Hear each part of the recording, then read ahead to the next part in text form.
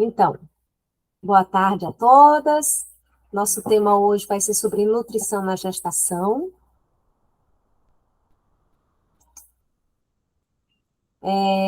É um tema muito importante, né, a nutrição na gestação, porque a gente conhecer um pouquinho, né, de todas as fases que ocorre a gestação e o crescimento desse embrião, desse feto, ele influencia diretamente na lactação, ele influencia diretamente na vida adulta desse bebê.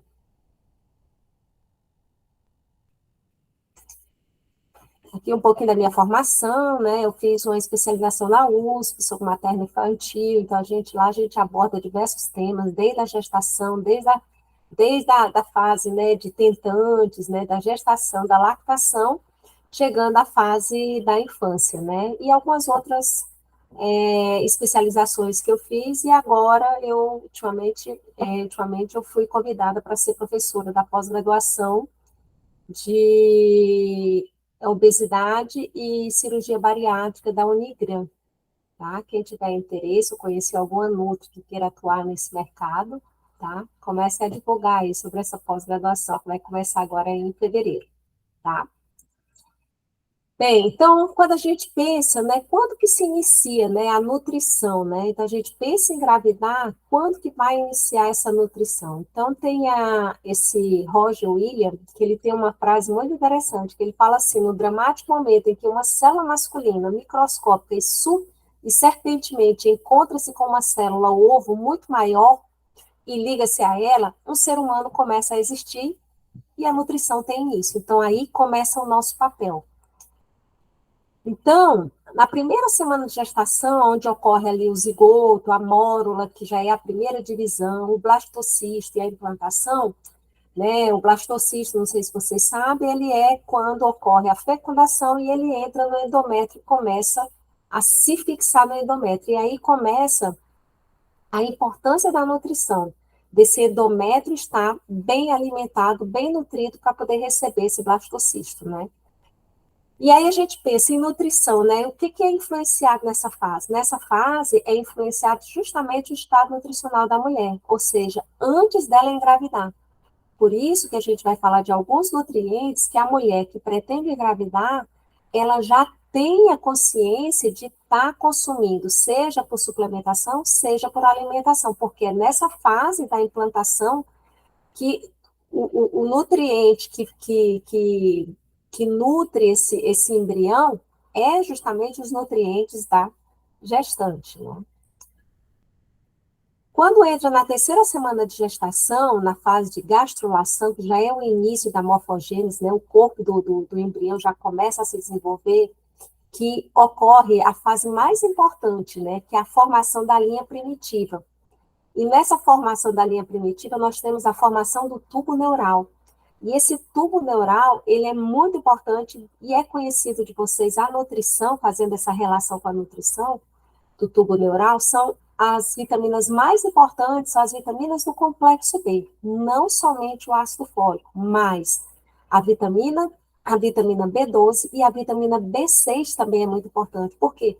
Porque elas entram no ciclo de proliferação celular, elas entram no ciclo também da homocisteína, que a gente vai ver mais à frente, que impacta diretamente em, em deficiência, no caso ela está em excesso, em aborto prematuro, em inflamação, então tudo isso a gente vai falar. Então aqui, nessa fase, o mais importante são as vitaminas do complexo B. O minoxidil, ele também tem uma ação muito importante. Então, quando a gestante já começa a suplementar o minoxidil, nós vamos falar mais à frente, mais detalhado sobre ele, mas já há também uma proteção contra os defeitos no tubo neural. E o ácido alfa-lipóico também, por ser um antioxidante, ele vai melhorar essa função do endométrio. Então, da quarta à oitava semana de gestação, nós já temos que fatos marcantes, né? O dobramento do embrião, a organogênese, ou seja, já começa a se desenvolver os órgãos desse embrião, o crescimento da cabeça, do pescoço. E aí a gente começa a pensar sobre os riscos nutricionais, ou seja, aquela gestante que já entrou na gestação deficiente de vitamina A ou com excesso de vitamina A, seja uma gestante que entrou, uma mulher que entrou na gestação inflamada, ou seja, intoxicada por xenobióticos, que a gente vai ver mais à frente sobre isso. Então, são substâncias estranhas que promovem inflamação, que promovem o aumento de toxinas pró-inflamatórias, né? E também aquela mulher que já entrou na gestação com metais pesados, principalmente alumínio e mercúrio, né? Então, a gente já começa a tratar a nutrição dessa mulher lá antes dela engravidar, para ela não entrar nessa gestação, né, com baixos níveis ou com excesso. Já na 19ª à 12ª semana, nós temos os fatos marcantes, que seria a cabeça do feto já representa metade do corpo dele, né? A formação da placenta, aonde agora já começa a placenta a assumir o papel dela de nutrir o embrião, né? Então, a placenta já começa a fazer essas trocas difusas de oxigênio, entre substância da mãe para o feto, né? A difusão do dióxido de carbono, né? E os produtos de excreção já do feto, né? E ela já também assume um outro papel, um papel de proteção contra tanto micro-organismo, contra proteção de ser atacada pelo próprio sistema imune da mulher, né? E aí ela começa esse papel dela principal, que é o quê? Trabalhando essa parte da glicose, né? Da fonte primária de energia do embrião. Então, a gente fazendo um resumo, né, sobre a transformação na gestação, nós temos transformações anatômicas, nutricionais, fisiológicas e metabólicas. E quando a gente fala das transformações fisiológicas, a gente já percebe na gestante o aumento da taxa metabólica basal, o aumento de suprimento de sangue, ou seja, começa a aumentar, né, o suprimento, a necessidade de mais sangue circulando, o aumento da eritropoiese, que é o aumento do volume sanguíneo para levar mais oxigênio tanto para a mãe quanto para o feto, né? O sistema de digestão começa a sofrer forte influência da ação dos hormônios, ou seja, estrogênio, o HCG e a progesterona, então algumas mulheres começam a ter mais constipação nessa fase, né? Por quê? Porque a progesterona, ela faz o quê? Relaxamento das vísceras, né? Como proteção para não deixar o útero ser forçado a expelir o feto, né? Sofrer contrações. Então, a progesterona protege contra esse ato. E na parte anatômica, né, o aumento de peso, o crescimento dos tecidos, né, o útero humano, a alteração da postura também e a alteração da pele. E quando a gente vai para as transformações metabólicas e nutricionais, então a gente já vê aqui resumidamente, né, que aumenta, né, já começa aí na parte metabólica essa criação de reservas, né, da mãe e do feto, né, e a fase anabólica da mãe, que é a primeira metade da gestação, ocorre o que? Maior crescimento de tecido, maior crescimento de proliferação celular, e isso impacta diretamente na nutrição dessa gestante, onde há um aumento da demanda energética, aumento de proteína, de lipídios, aumento de fibras, vitaminas, por conta de toda essa demanda metabólica e fisiológica que ocorre, né? E a importância, né, o estado nutricional da mãe, né, quando a mãe entra na gestação, quando a mulher ela entra na gestação, é muito importante, porque tanto a má nutrição dessa gestante, como a má nutrição pelo excesso, como a má nutrição pelo déficit, leva a desfechos desfavoráveis na gestação.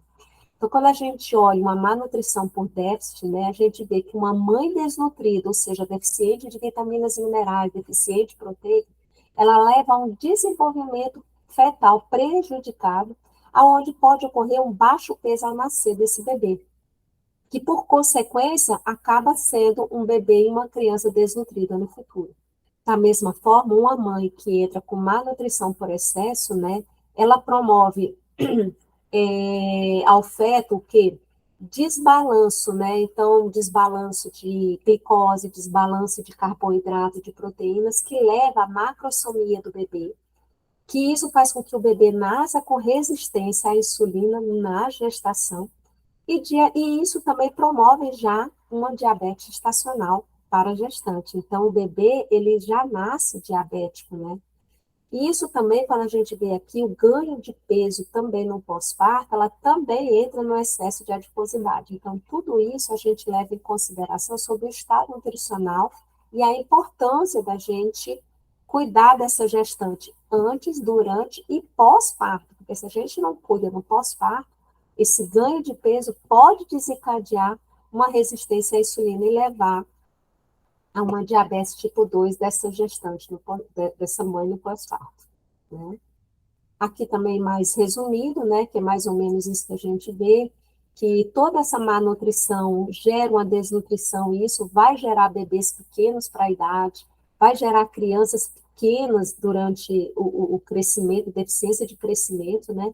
E a má nutrição da mãe pode levar também ao sobrepeso, à obesidade e problemas na criança na fase adulta. E quando a gente vê demanda, né, nutricional na gestação, a gente tem estudos onde mostra, né, que a gestante ela tem que ingerir de 20 a 35 gramas de fibra ao dia, né? As energias, dependendo do estado nutricional, ela varia de 30 a 35 quilocalorias por quilo peso ao dia. Tem gestante que já entra com sobrepeso, então essas calorias a gente reduz. Carboidrato normalmente é de 50 a 60, mas se for uma gestante e apresente diabetes gestacional, essas taxas também mudam. Então, a gente tenta trabalhar uma taxa de carboidrato de no máximo 40%, né? As proteínas também, né? Quando a gente trabalha aqui de 10 a 35%, também naquela gestante que tem diabetes gestacional, a gente também controla as calorias da ingesta proteica. Por quê? Porque se é uma mãe que é gestante, que tem diabetes gestacional, então a gente tem que olhar nessa mãe o seguinte: se a gente der muita caloria em forma de proteína e a mãe for uma pessoa sedentária que não faz exercício e acaba engordando, essa proteína, ela vai sim se transformar em gordura e se depositar em gordura e aumentar ainda mais a questão dos desfechos, piorando a diabetes gestacional. E os lipídios, né, que são na faixa de 20 a 25, a 35% do BET, né? Não passando, a gente lembrando que também aquelas mães que têm problemas de dislipidemia, a gente tem que cuidar também as gorduras saturadas, que não pode passar de 10% do BET. E quando a gente entra aqui no primeiro trimestre, né, a gente já começa a trabalhar, né, pensar nos nutrientes mais importantes. Então, como eu falei, o primeiro trimestre, os nutrientes mais importantes e mais prevalentes que a gente tem que ter atenção é o ácido fólico, a vitamina B12, a B2 e a B6, por conta do que isso envolve principalmente. Por quê? O ácido fólico e a B12, elas estão envolvidas diretamente na prevenção dos defeitos do tubo neural. E quando a gente engloba a B6 nesse estudo junto com a B2, a gente entra também no ciclo chamado ciclo da metionina homocisteína. Então, quando eu tenho uma homocisteína mais alta, isso leva a uma inflamação, né, que desencadeia riscos cardiovasculares em pessoas não gestantes.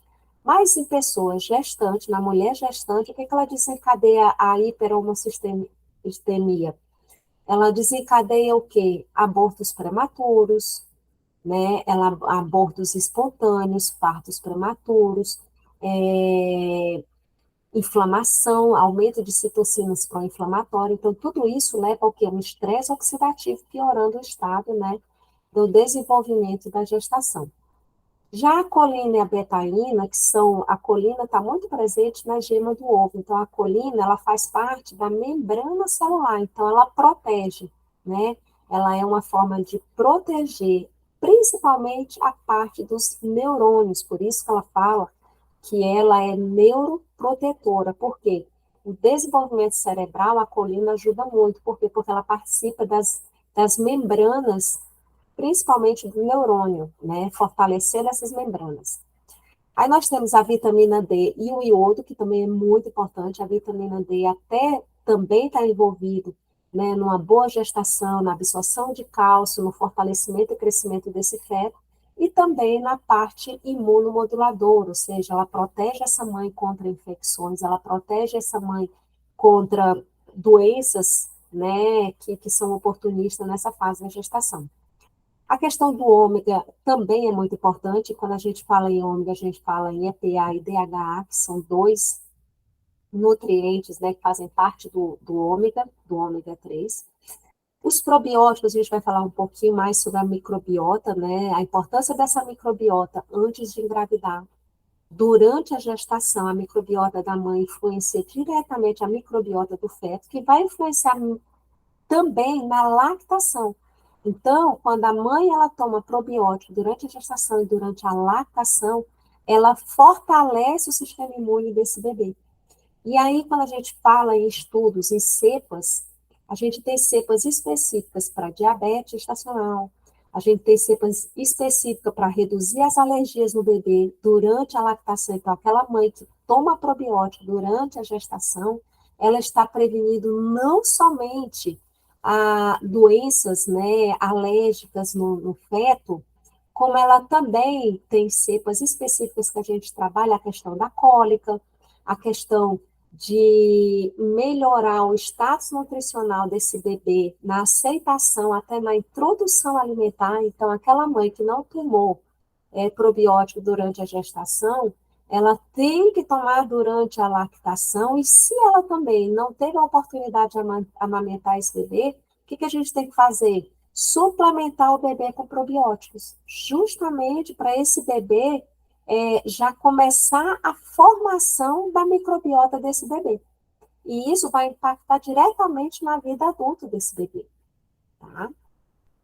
Inclusive, também, outra coisa muito importante, a questão de hidratação. E quando a gente fala aqui em arginina, né, a arginina, ela é precursora do óxido nítrico, e o óxido nítrico, ele é vasodilatador. Então, quando a gente pensa nisso no primeiro trimestre, a gente pensa em quê? Em promover uma vasodilatação para que esse oxigênio chegue em todas as partes, né, do corpo da gestante, né, justamente para oxigenar também placenta, oxigenar toda a parte do líquido amniótico e melhorar aí a gestação como um todo, né. E quando a gente fala que as vitaminas do complexo B, a gente pensa, né, principalmente aonde que elas estão presentes, folhas verdes, carnes também nós temos, inclusive a B12, nós temos leguminosas, ovos, frutas cítricas, nós temos, né, germe de trigo, nozes, cereais, leites e derivados, são todas essas fontes. Onde nós temos as maiores fontes de vitamina do complexo B são as folhas verdes escuras. E quando a gente pensa que só voltando, né, em complexo B, a gente vai falar muito sobre a B12 e sobre a B12, né? A B12 ela é de fundamental importância, né? Porque ela como eu falei, além dela fazer o equilíbrio da homocisteína, ela é base para a eritropoiese, para a formação, né, de hemácias, né? E minimizar e reduzir o risco de anemia megaloblástica. E aí que a gente pensa também e é onde que a gente encontra as fontes de B12, né? Justamente nas carnes. E quando a gente pensa em gestantes vegetarianas que não fazem o consumo de carne, então a gente trabalha sempre a suplementação da B12 para não ter, né, esses desfechos de anemias ou a homocisteína alta, né? E como eu falei para vocês, ela participa diretamente né, da prevenção dos defeitos do tubo neural. Ela também previne muito essa questão do aborto espontâneo, do baixo peso ao nascer. Então, é muito importante a gente ter atenção com a vitamina B12 durante toda a gestação. Alguma dúvida, meninas, sobre isso? Cláudia. Tranquilo. Cláudia. Com relação... Oi? Quando o bebê é muito pequenininho, assim, não... Por exemplo, eu vou falar da minha, né, que vai fazer 2 anos. ela já tem que fazer esses exames, assim, para ver vitaminas, essas coisas? Como que Ó, tá a vitamina D? é interessante, é interessante. Até, principalmente, quando a gente pensa, a gente vai muito pelos sinais e sintomas também, né? Então, às vezes, a gente analisa, principalmente, como é que está a alimentação dela, né? E aí, se está suplementando, que é normal você suplementar a vitamina D nessa fase, a vitamina A Uhum, já é suplementada nessa fase, né? E aí, se é uma bebê que realmente, uma criança que não come diversidade alimentar, então a gente já pensa em suplementar principalmente o complexo B nessas tá. crianças, tá? Uhum, Mas aí a gente faz uma análise todo dia dos sinais e sintomas, e se for necessário, sim, a gente pede exame de sangue mais específico, até para não ficar, né, furando a bebê, né, uhum, para tanto tá. exame, né? Mas a gente Uhum, vai mais pela alimentação. E quando a gente melhora a alimentação, a gente já vê, já não é uma criança mais cansadinha, já não é uma criança que tem muita seletividade, que a gente tem que ver isso também, que a vitamina D está muito relacionada a isso, né? A seletividade alimentar, a deficiência de vitamina D. Então, a gente faz uma análise para depois a gente ver exatamente qual é a melhor opção, a melhor conduta, tá? as crianças que são mais seletivas, elas têm deficiência de vitamina D? Tem estudo sim. Tem Ah, estudos é? que deficiência de vitamina D tem levado a isso, ou mesmo deficiência de desbiose intestinal. Ah, Desbiose entendi. intestinal está muito relacionada o glúten também, o consumo de glúten. Então, assim, tem muitos casos aí que a gente já está vendo sobre isso, né? Que são crianças que não se alimentam da forma que deveria ser, né? Ah, entendi. Uhum. Tá? Só isso, obrigada. E só falando sobre o ácido fólico também, né, que é uma das recomendações, que aquela mulher que quer engravidar, né, que já começa a tomar o ácido fólico, eu sempre falo, não tome só o ácido fólico, mas tome a B12, tome a B6, tome todo o complexo B antes de engravidar, porque vai interferir diretamente, né, no desdobramento, né, vai evitar descolamento de placenta, defeito no tubo neural, é, malformações, né, fetais, aí prematuridade, né, então, tudo isso a gente vê o quanto que é importante, né? E não só isso, às vezes fala só em suplementar, mas na verdade a gente tem que melhorar. Por quê? Porque a mulher, quando ela entra na gestação, que ela já entra deficiente, a gente já vê que a demanda aumenta demais e essa gestante sempre vai ser deficiente. Né? É difícil a gente tentar dizer, não, tentar ir controlando durante a gestação com a ingesta de alimentos mais, né, folhosos, frutas, verduras, legumes, tudo isso aí que essa mulher tem que mudar esses hábitos alimentares, por quê? Porque ela também tem que se preparar para a lactação.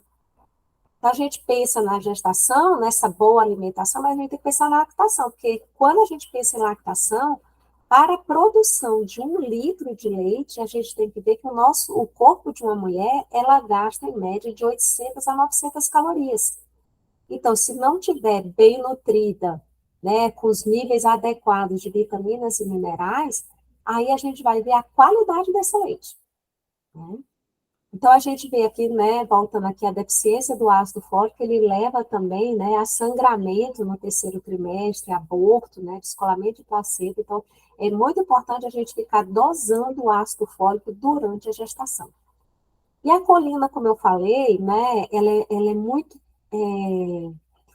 pouco comum suplementar a colina para a gestante. A gente não vê isso nas suplementações prontas. Isso aí a gente vê mais nas suplementações individualizadas. Por quê? Porque a colina ela é um componente mais caro e a gente não costuma ver nas fórmulas que a gente chama fórmulas prontas, né, as fórmulas de mercado. Mas a colina, ela tem uma importância fundamental, não só na gestação, mas na lactação. Por quê? Porque a colina, ela faz parte da membrana fosfolipídica da célula. Então, é ela que traz essa maior fluidez de passar nutrientes, né, entre as células, entre o líquido, né, extracelular e o intracelular. Então, ela dá mais fluidez.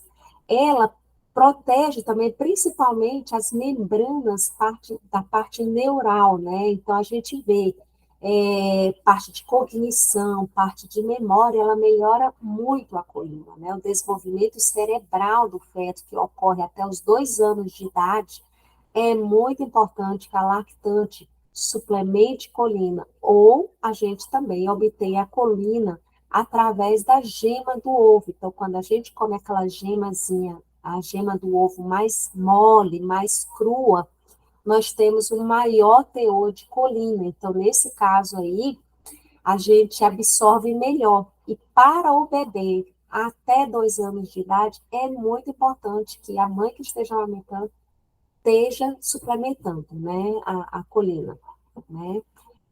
Além de também, quando a gente dá colina no primeiro trimestre, a gente também está prevenindo os defeitos do tubo neural, né? E ela está presente também, ela está presente mais no ovo, mas a gente vê colina em leite, em carne, cereais integrais, a linhaça também, semente de abóbora, então a gente também vê esse nutriente. E no bebê, a gente vê que a mãe que é suplementada durante toda a gestação, a gente vê que é um bebê que é menos agitado, ele tem melhor orientação espacial, ele tem um score de atenção a nascer melhor, entendeu? E a função cognitiva. Então, a gente vê esses aspectos nos estudos, começaram a ver, né, a ingestão durante a gestação e o bebê, né, recém-nascido, com esses testes, viram que havia melhor score naqueles bebês com maior cognição, com maior poder de aprendizagem, né? Que consumiam a colina. E a vitamina D, que é de suma importância, né? Todo mundo já sabe, a vitamina D a gente cuida muito durante a gestação. Por quê? Porque a sua deficiência, os estudos comprovam, perda prematura, às vezes ocorre um aborto, não sabe por quê, né? Tem várias causas e dentre elas está a deficiência de vitamina D. A gente sabe que a vitamina D, o papel principal dela é a absorção do cálcio, né, melhorar a mineralização óssea, né, tanto do feto quanto da mãe, porque passa através da placenta, né. A deficiência, a gente tem maior risco de ter um bebê PIG, né, baixo peso para a idade estacional, ou baixo peso ao nascer, então a gente também vê isso nos estudos. Um aumento do risco da pré-eclâmpsia, né, em gestante, que também entra com deficiência de vitamina D. Um aumento da resistência à insulina, né, e também que leva a uma diabetes gestacional. E risco também, gente, de depressão pós-parto, por isso que a gente suplementa muito essa mãe, né, para prevenir a depressão pós-parto. Tem estudos robustos nessa parte, onde a deficiência de vitamina D leva aumenta o risco de depressão pós-parto, né. E aí, quando a gente vê, né, a vitamina D, a gente consegue absorver melhor a vitamina D quando a gente toma sol, principalmente aquele sol entre 11 horas e 15 horas, quando a gente toma de 10 a 15 minutos, se expõe ao sol de 10 a 15 minutos, a gente consegue ter uma absorção muito boa de vitamina E. Por quê? Porque a vitamina D, porque a vitamina D, apesar dela estar presente em ovos, leites, ela tem um teor muito baixo de vitamina D nesses alimentos. Ela tem um teor maior até mesmo quando a gente se expõe ou quando a gente suplementa. Então, não tem como, quando a mãe está deficiente, o melhor mesmo é suplementar e pedir para essa mãe tomar sol. E quando a gente entra no segundo e terceiro trimestre de gestação, a gente vê que outros minerais e vitaminas também são de importância fundamental, aqui como ferro, zinco, a vitamina C, vitamina A, o inositol, como eu já falei, o ácido alfa-lipoico, que é um antioxidante, o iodo, o cálcio, o selênio, o magnésio, que é de fundamental importância, né? E os probióticos, que a gente vai falar um pouquinho. Então, falando aqui sobre o ferro, né? Então, a recomendação é que a gente suplemente o ferro na gestante só a partir do segundo trimestre de gestação. Mas há casos, quando a mãe entra com deficiência, a gente já passa a suplementar a partir do primeiro trimestre de gestação. Por quê? Porque a demanda aumenta muito, né? Durante a gestação para o feto, né? Você vê aí que 300 miligramas são direcionadas para o ferro.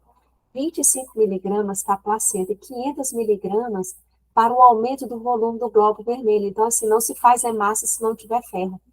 Então, para prevenir essa anemia, principalmente a anemia ferropriva, nós temos que suplementar ferro e dar alimentos fonte de ferro, que são as carnes vermelhas, peixe, ovos, feijão cozinhado e panela de ferro também é muito interessante, tá?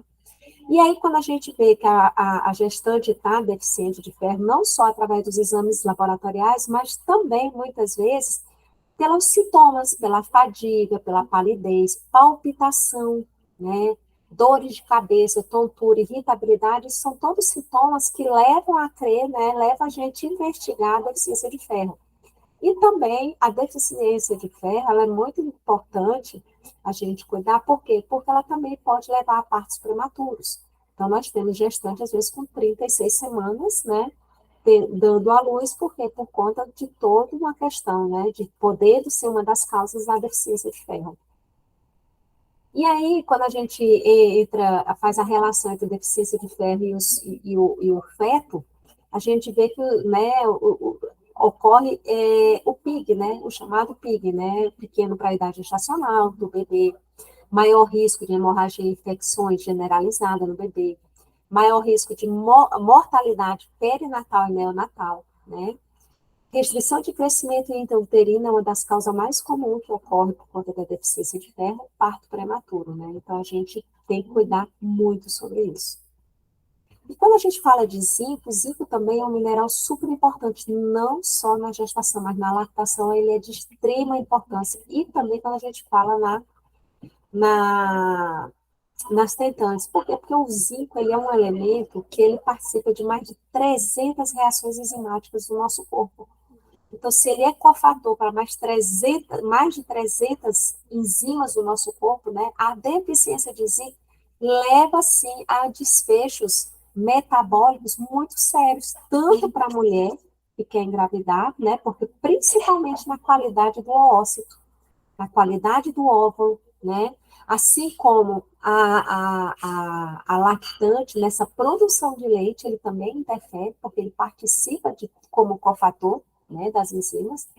E na gestante, ele trabalha muito a diferenciação do trofoblástica, né, a síntese de DNA e a síntese de proteína. Não existe proteína sem zinco.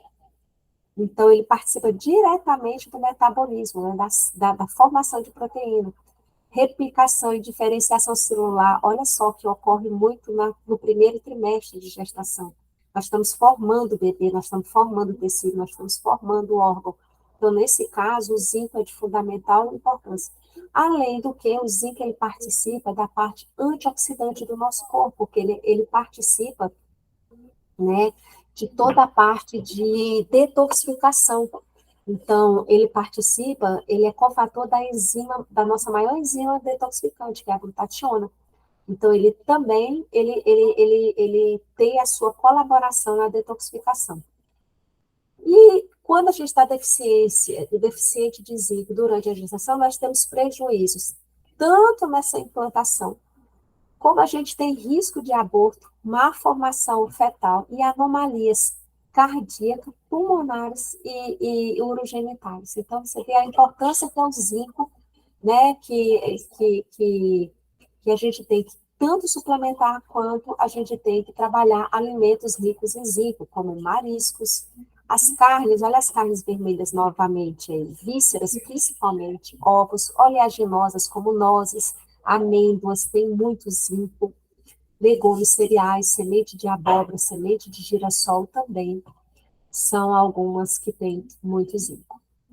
A vitamina C, de uma certa forma, ela é de fundamental importância, por quê? Porque ela, além de ser antioxidante, ela restaura a vitamina E, que é também antioxidante, que só é restaurada se nós tivermos vitamina C. E a vitamina E, juntamente com a glutationa S-transferase, são os que mais têm influência na detoxificação de inflamações, né, de citocinas pró-inflamatórias do nosso corpo. Então, quando a gente vê a vitamina C, a gente não dá tanta importância. Então, por isso, o consumo de alimentos cítricos amarelados, alaranjados, para a gente ter os níveis adequados de vitamina C é muito importante.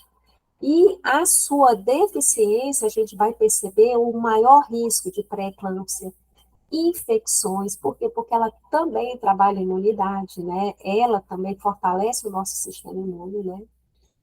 Rupturas prematuras de membrana, né? Ou seja, ocorre também parto prematuro por conta disso, né? Membrana, toda essa parte de formação de células. Então, a gente vê o quanto que é importante a vitamina C durante a gestação e durante a lactação.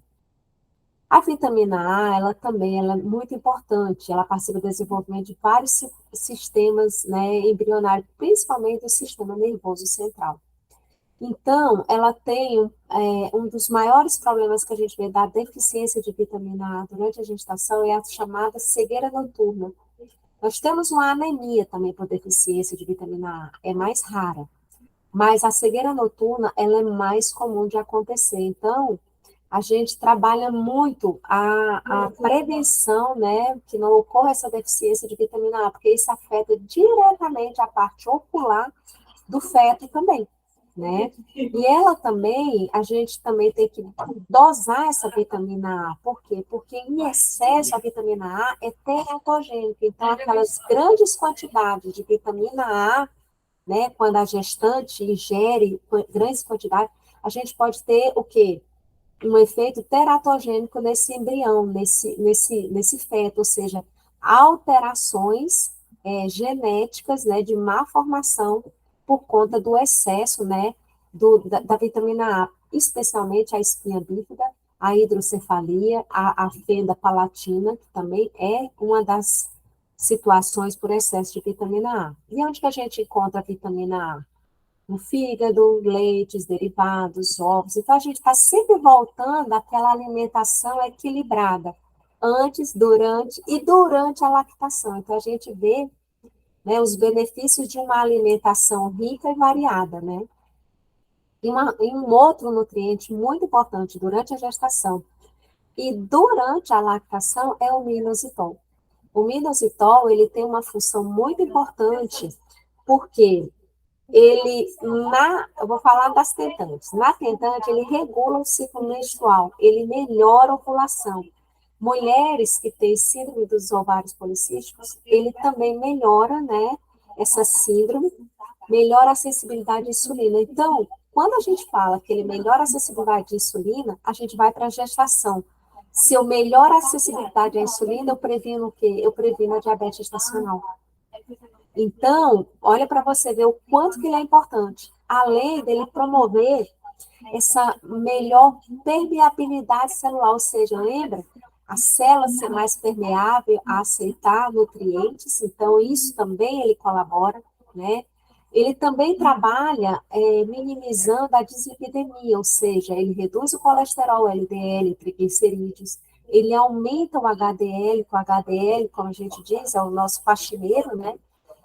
É o nosso antioxidante das lipoproteínas, né, do colesterol, então ela pega o LDL, que está lá na corrente sanguínea em excesso, e leva para o fígado para ele ser reesterilizado novamente, né. E, como eu falei também durante a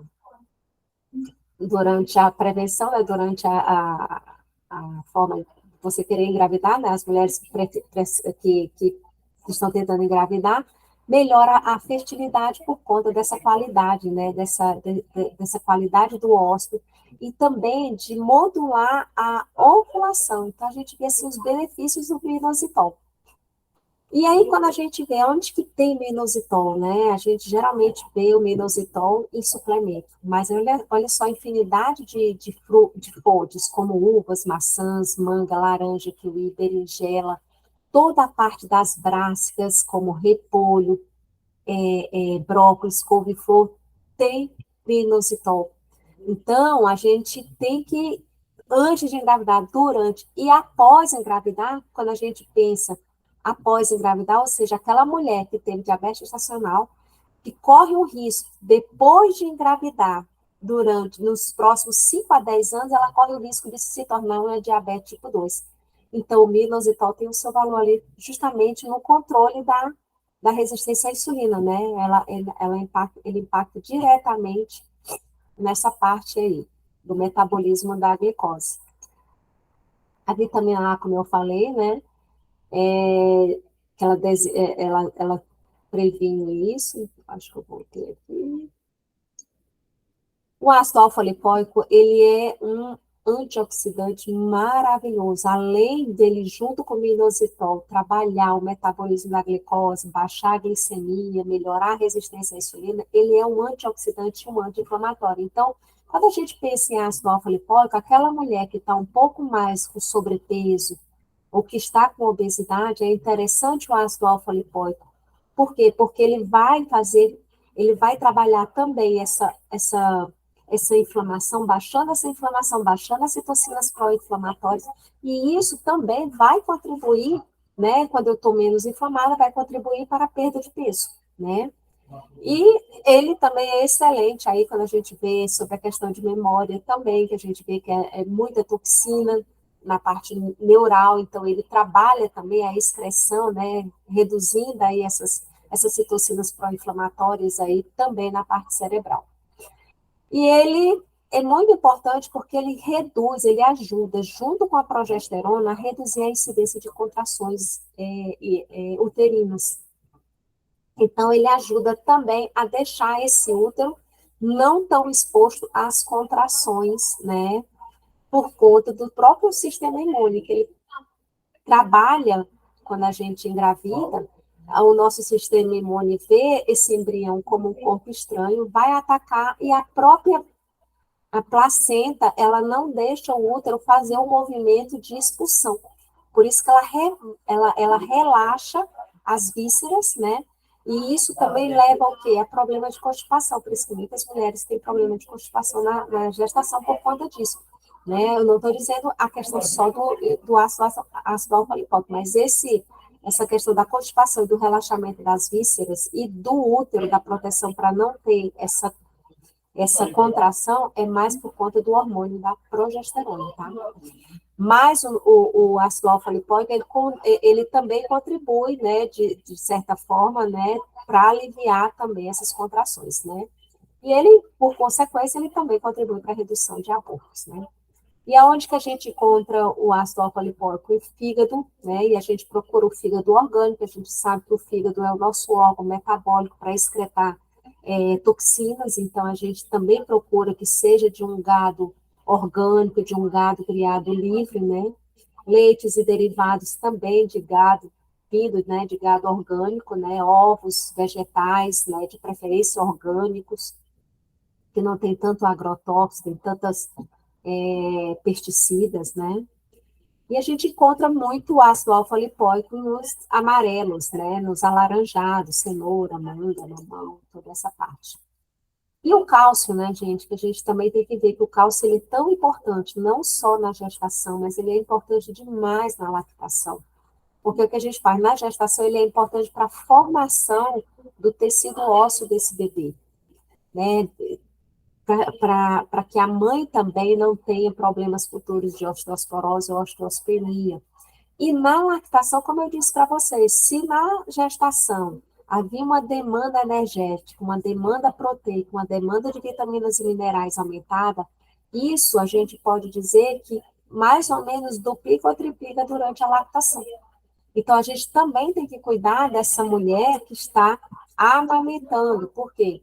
Porque também, para se produzir leite, a gente precisa um leite, como a gente fala, um leite de qualidade. A gente precisa que a mãe esteja no estado nutricional muito bom, para poder esse leite ser enriquecido. Então, quando a gente fala de cálcio, a gente pensa na função dele, que é a mineralização óssea, né? A questão da formação dos dentes do feto, o aumento da absorção intestinal é muito maior quando a gente vê ali no quinto mês de gestação. E a relação entre a ingesta materna e a massa óssea da criança ao longo da vida. Então, a gente vê uma mãe que tem uma boa ingesta de cálcio, nós temos uma formação muito boa da criança também, né? Tanto na fase da lactação, quanto na infância e na fase adulta. Só que quando a gente suplementa cálcio, a gente tem que pensar também em magnésio e vitamina D. Né? Então, quando eu estou deficiente de cálcio, a minha vitamina D tem que estar alta, por quê? Porque é ela que faz essa absorção do cálcio pelo intestino, né? E, ao mesmo tempo, o magnésio. O magnésio, ele faz o oposto do cálcio. O cálcio, ele contrai, o magnésio relaxa. Então, quando eu tenho um excesso de cálcio, eu tenho uma contração. É por isso que muita gente sente o quê? Câimbras. E quando tem câimbras, penso, eu tenho câimbras por quê? Deficiência de potássio. Não, muitas vezes é deficiência de magnésio. Porque o magnésio, ele faz justamente o relaxamento. Por isso que eu também tenho que tomar muito cuidado, porque o nosso coração, ele também, ele tem todo o metabolismo do cálcio. Então, é ele que faz a contração do coração. Então, quando a gente tem excesso de cálcio, nós podemos ter uma contração muito maior do coração. E por isso que a gente tem que balancear com magnésio e com vitamina D. Então, grandes doses de vitamina D, também a gente tem que pensar. O papel principal da vitamina D é a absorção de cálcio. Se eu tenho doses muito altas, consumo doses muito altas de vitamina D, eu posso ter uma hipercalcemia. Então, isso a gente tem que tomar cuidado, tá? E a deficiência do cálcio, ele tá muito relacionado à pré-eclâmpsia, né? Baixo peso ao nascer, prematuridade, né? Osteospenia, osteosporose, hipertensão também está muito relacionado ao metabolismo do cálcio, né? E o cálcio, né, como todo mundo sabe, ele está presente em leites, derivados, né? Para dizer a verdade, o cálcio está presente em tudo, até no alface, todas as folhas, tudo tem cálcio. E aqui eu deixo uma sugestão, né, para gestante, mas também serve para lactantes, né? Então, uma sugestão de cardápio, tanto para gestação como para lactação, onde a gente tem uma proteína de uma média de 1,71 grama por quilo peso.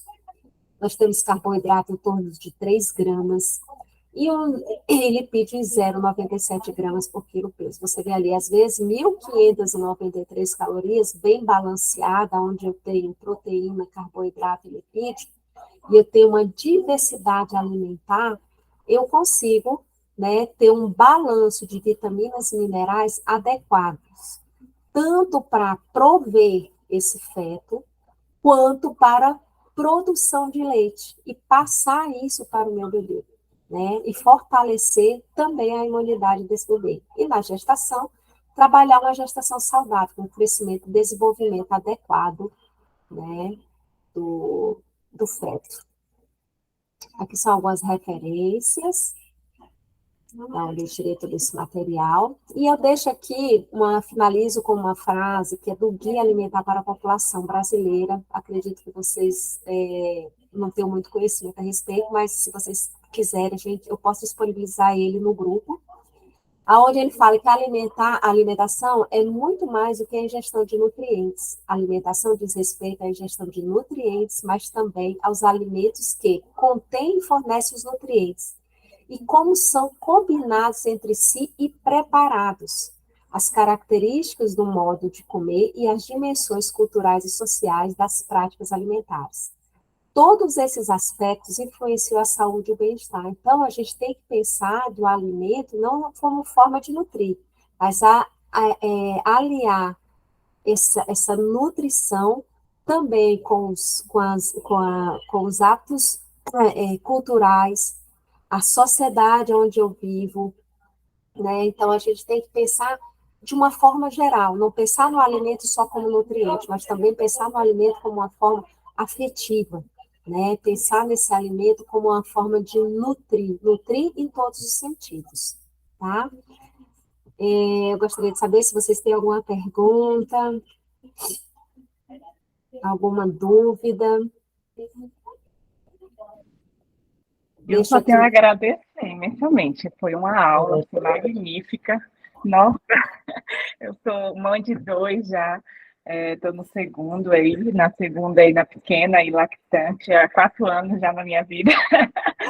E eu não sabia de muita coisa. Nossa, vitamina B12, a colagenose, né, que tem no ovo e tal.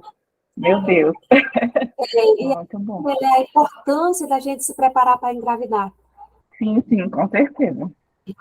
E mesmo quando a gente não se prepara, que a gente entra deficiente, né, deficiente de ferro, deficiente de vitaminas, Quando a gente consegue suprir toda essa situação, quando a gente tem uma alimentação adequada, quando a gente tem um sono adequado, quando a gente tem uma prática de exercício físico, então a gente consegue reverter muitos desses problemas. E claro, né, gente, a gente tem que ver que tem que suplementar. Não tem como. Eu sempre falo para as minhas pacientes, às vezes assim, eu até gostaria que a gente conseguisse, né, toda a parte do complexo B através dos folhosos, mas aí teria que comer quilos e quilos de alface, de rúcula, eu acho que não tem tanta disponibilidade assim para comer, né, mas eu acho que a alimentação equilibrada é tudo para uma gestação. E vocês que estão na lactação aí, né, tanto você, Iraceli, como a Laiane, é muito importante. A gente, às vezes, pensa assim, já passou a gestação, não preciso mais suplementar nada. Mas aí que é o grande engano. Por quê? Porque esse leite tem que estar fortalecido. Ele tem que estar com os vitaminas. Quando você compra uma fórmula, tá lá, tem vitamina A, tem B1, tem B2, tem B3, tem ômega. E por que não fortalecer o leite disso tudo? Não é? Então, na gestação, o bebê, ele suga tudo que a mãe tem. Mas na lactação, não. Na lactação é o que a mãe consegue produzir um leite. Se ela está deficiente, o leite dela também vai ser deficiente. Isso não quer dizer que não vai alimentar o bebê. Vai alimentar sim, ele ainda continua sendo o alimento mais importante. Mas se a gente puder melhorar na lactação, tomar um ômega 3, tomar um suplemento vitamínico, melhorar a alimentação, você vai melhorar esse status do bebê, né? E vocês tomaram probiótico durante a gestação? Não, eu não tomei não. A primeira gestação não, a segunda sim. E a primeira eu lembrei que você falou das câimbras, eu tive muita câimbra, a falta de magnésio, eu não sabia. E voltei a ter agora na lactação. Voltei a ter um pouco agora na lactação e também estou tendo que suplementar. Isso, suplemente, porque tem muito a ver. As pessoas falam assim, basta comer banana, tem potássio. Não. É magnésio. Suplemento magnésio também. Vitamina D, vitamina A, mas não tomei probiótico, não. Isso é verdade. E às verdade. vezes é uma coisa que assim, você vai no seu obstetra, no seu ginecologista, ou até no seu próprio nutricionista, ou pediatra, e as pessoas não te falam. Essa questão do magnésio, na verdade, é até minha mãe, que minha mãe é bioquímica, farmacêutica bioquímica, e aí ela falou, acho que é magnésio, vamos fazer o exame. É isso mesmo. E aí, quando a gente vê níveis de magnésio abaixo de 2, pode ter certeza, suplemente. Abaixo de 2 já é para suplementar. Porque a demanda dele é muito grande. Para você ter ideia, para fazer energia, fazer ATP, nós precisamos de magnésio. Então, se a gente não tem magnésio, a primeira coisa que vai depredar o que é? A energia. Vai ser o quê? O cansaço. Vou acordar cansaço, vou estar cansado no final do dia. Então, a gente já vê. Então, assim, ele é de fundamental importância. Não existe vida sem magnésio. Então, a gente tem que cuidar mesmo, né? E a questão dos probióticos, se não tomou, Laiane, durante a gestação, uma coisa muito importante é aproveitar a janela do bebê até os 3 anos de idade e suplementar o bebê com probiótico. Uhum. Tá? E eu consigo... Será que o pediatra passa? A pediatra geralmente passa o Colides, né? Que geralmente é para cólica, logo no iniciozinho que elas passam. Quando era bem pequenininha ela tomou isso aí.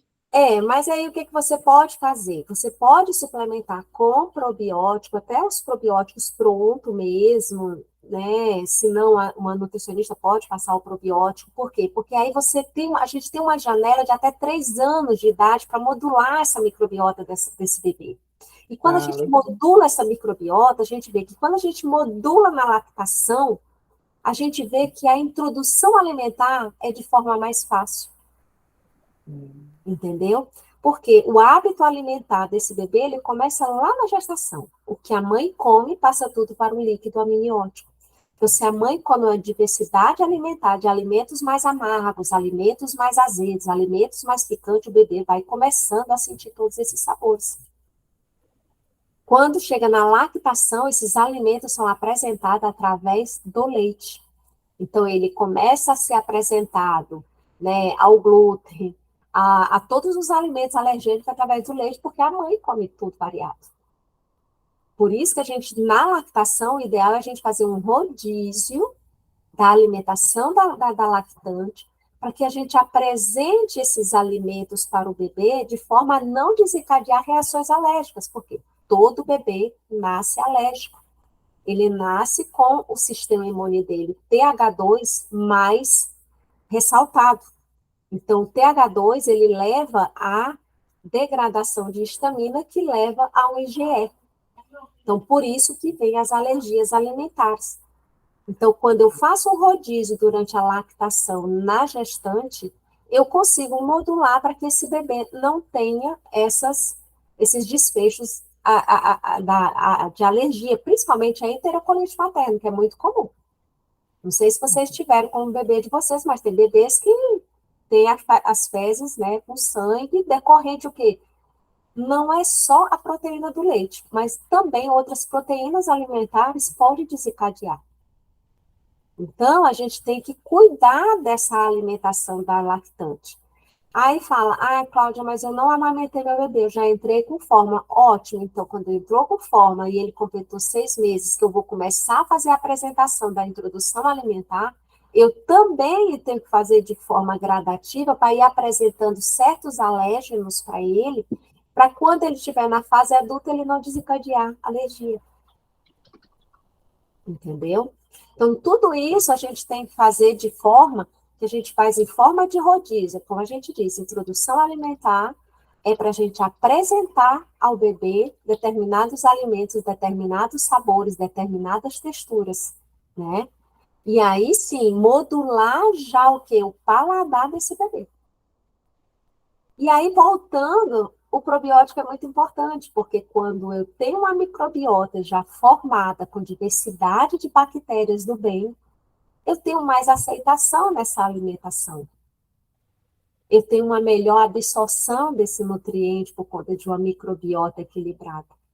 Então, por isso que é tão importante o uso de probiótico antes da gestação, durante a gestação, na lactação e depois que o bebê começar a introdução alimentar, é ele que precisa de probióticos e de ômega 3. Porque quando a mãe está amamentando, ela está tomando vitaminas, minerais, tendo uma alimentação equilibrada e suplementando o ômega 3. Então, está tudo indo, todos esses nutrientes estão indo para o leite. Só que a partir do momento que ele começa a introdução alimentar e começa a se alimentar, então a atenção vai ser voltada para ele.